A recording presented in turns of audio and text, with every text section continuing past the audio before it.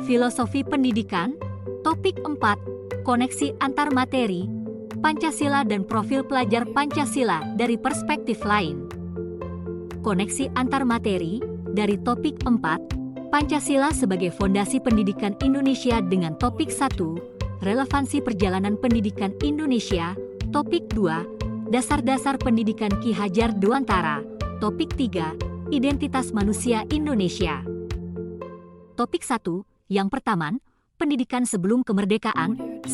Pada tahun 1854 berdiri Sekolah Bumi Putra yang mengajarkan membaca, menulis, dan berhitung. 2. Pada tahun 1905 berdiri organisasi-organisasi Budi Utama. 3. Pada tahun 1992 berdiri Taman Siswa di Yogyakarta yang dijuluki sebagai gerbang emas pendidikan nasional.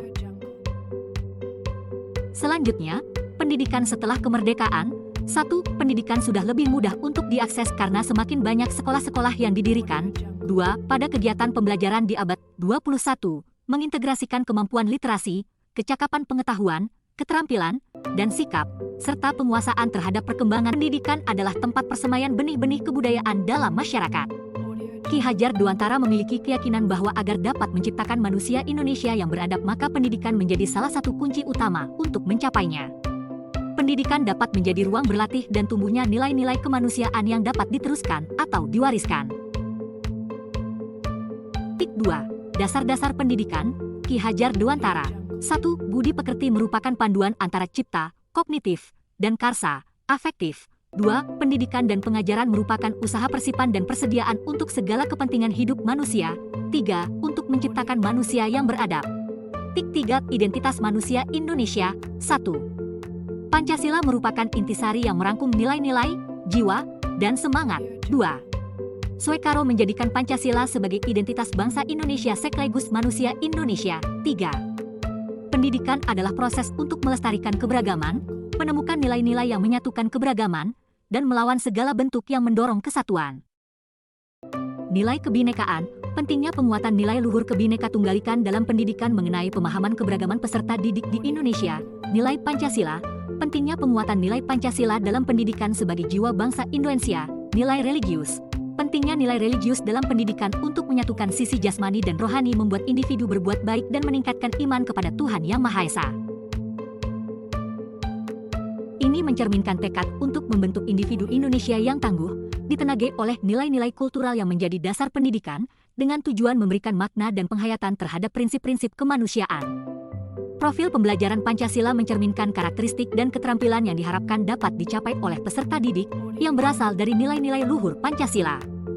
Ini mencerminkan tekad untuk membentuk individu Indonesia yang tangguh, ditenagai oleh nilai-nilai kultural yang menjadi dasar pendidikan, dengan tujuan memberikan makna dan penghayatan terhadap prinsip-prinsip kemanusiaan.